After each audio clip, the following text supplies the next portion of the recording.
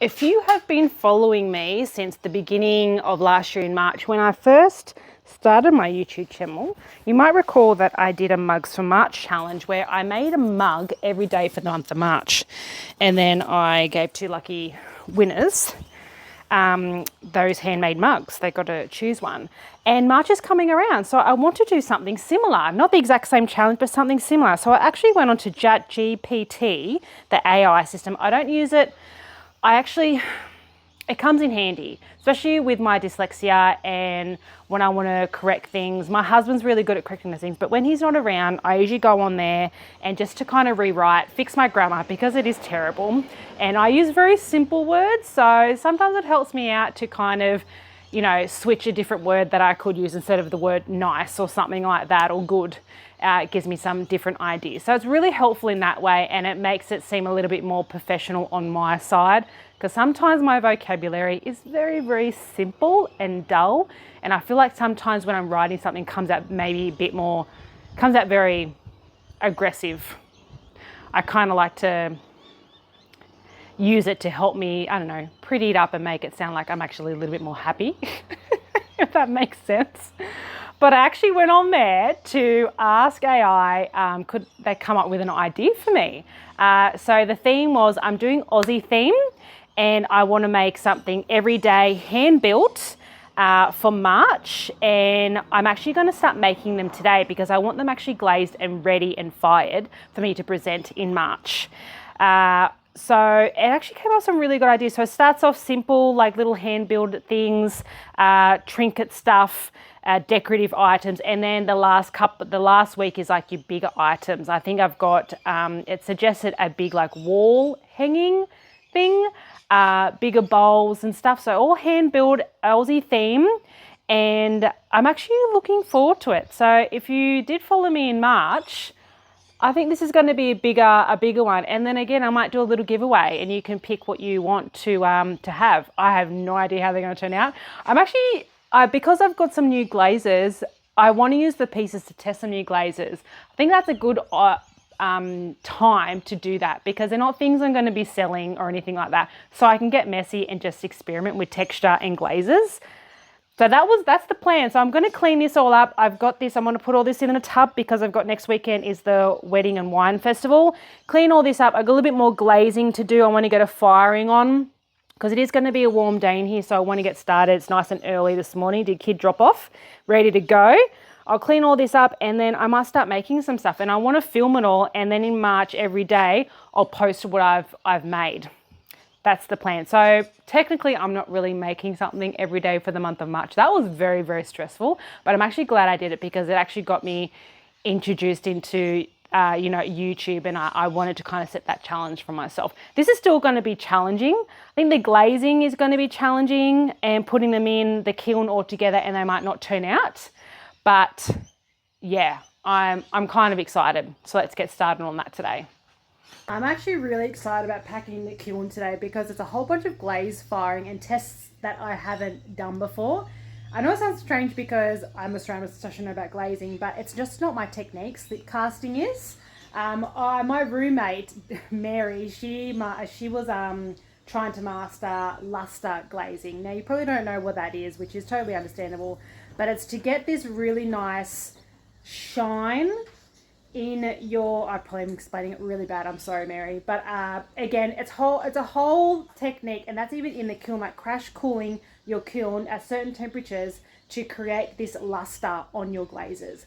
And then another friend, Jenny of mine, she was trying to do doing crystalline glazing, so growing crystals in your glazes. So it wasn't the object that she was working on, it was the glazes. Mine was the opposite direction. I did no glazing on any of my work. It was all about my form and the texture that I wanted to create on my form. So that's why I'm really excited, because there's some glazes I've actually made myself and some store-bought glazes. And I've kind of double dipped, which I've never done before. Some of them are runny glazes, so I'm really hoping that I don't get stuck on the shelves. And that's what I'm doing today. So I'm packing that. I can open it in a couple of days and we can see the results if it's a disaster or if I can use these glazes and hopefully do them some in my short courses as well for people to do glazing and have a go. Yes, wish me luck. We'll pack this beauty. See you in a couple of days.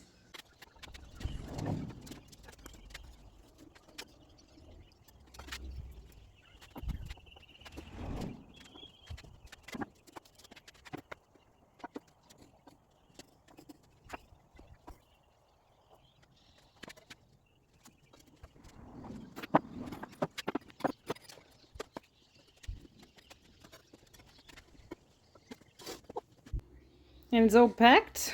I even made myself a little business card holder for next weekend for the Wedding and Wine Festival. And these are the mugs that I'm hoping do not drip onto my shelf. Fingers crossed that they don't. See you guys in a couple of days. I'm just getting some clay ready for a workshop that I have today. I'm getting in here early because it's going to be a warm one, but I also just unpacked the kiln. I secretly did it last night. I couldn't help myself. I was going to wait till in the morning, but you know when you just like, especially when it's a glaze firing and you've been testing out some glazes, you just want to know what the results are. So I do have some results, some good, some bad. A couple of breakages, not breakages, cracks and anything. So this platter here, which I actually really liked, big split down the bottom there. Not very nice. Also another big platter here, which I really like. And then my mugs that I did some testing ones. I'm not 100% happy, but you know, this is why you got to do testing. My husband likes them, so he might get them. I don't mind that one. That's probably the best out of them all. Again, wasn't the colors that I want. I want this more of a pink color down the bottom, so it's not too bad. And then these ones didn't turn out that great either. I don't know if you can see them.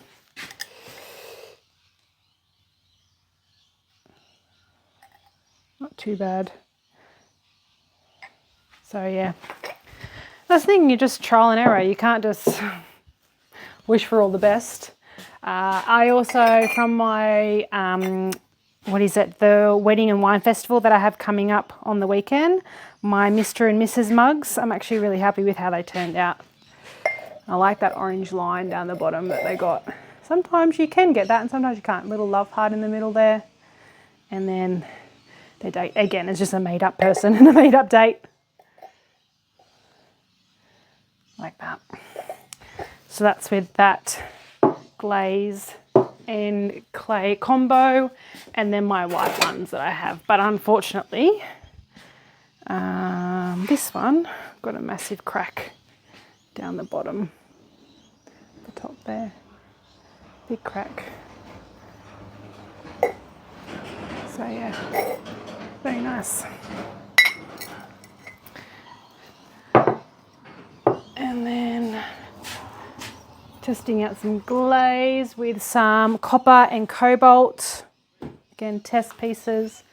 And my other little mug that I want to use myself with my little express your creativity.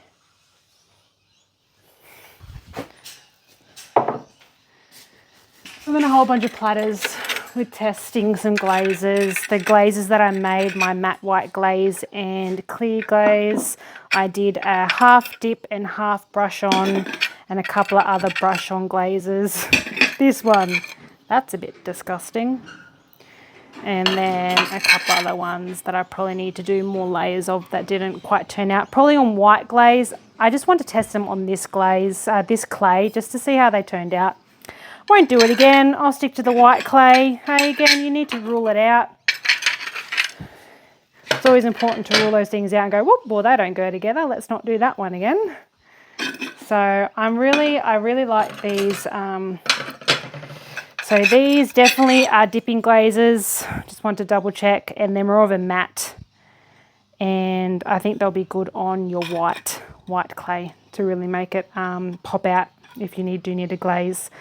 So it is a clear, but it's got like a milky kind of colour to it. So I think it will go really well with my white clay. If my white clay starts to turn out good, because at the moment it is really crap. So I'm going to roll out some clay, get ready for the workshop for this afternoon in Newcastle. Is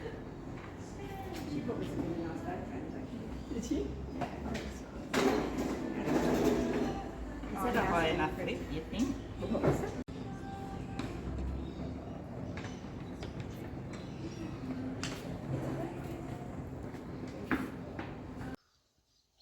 look at all these beautiful creations from my platter workshop this evening. On and on and on of beautiful handmade platters.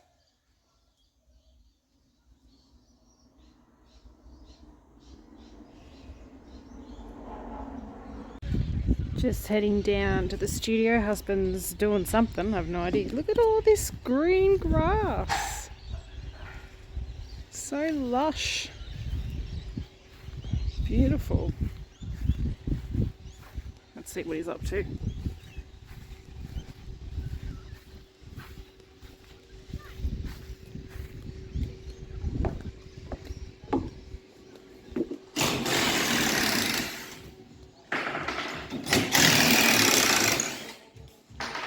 What you doing? Working on this bloody shed. I've been in here. Oh, it's raining. We've been praying for rain and it has finally come, just sprinkling. Nice.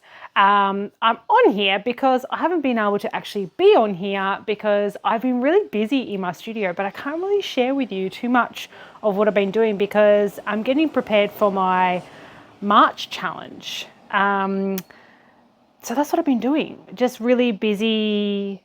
I'm procrastinating at the moment because I need to make some stuff. I'm hoping I have everything ready by March. I'm trying to make at least 2 or 3 things a day. I've been in here non-stop for the last 10 days, I think, making things. And what's taking me so long, the time-consuming part, is the filming. I don't know if anyone else has this problem, so I totally understand why filming takes such a long time. And I haven't even done the editing yet.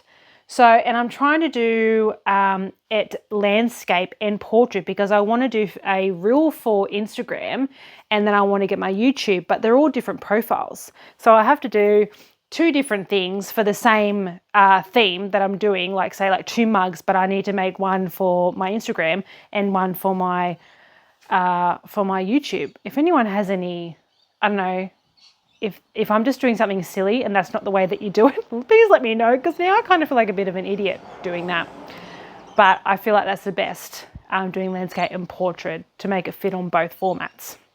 So that's why I'm being busy. So I don't know if you can see anything that I'm giving away, anything at the moment. No big hints. So I've been collecting a lot of Australian native plants around the yard, and when I've been going on walks, I don't know, the neighbours might think I'm a bit weird, cutting off plants and stuff to imprint them in certain objects. But I'm also working with a bit of colour, which I don't usually do. I have some colours here that I'm kind of mixing together, and then I've got some colours that I want to put in glazes to mix together.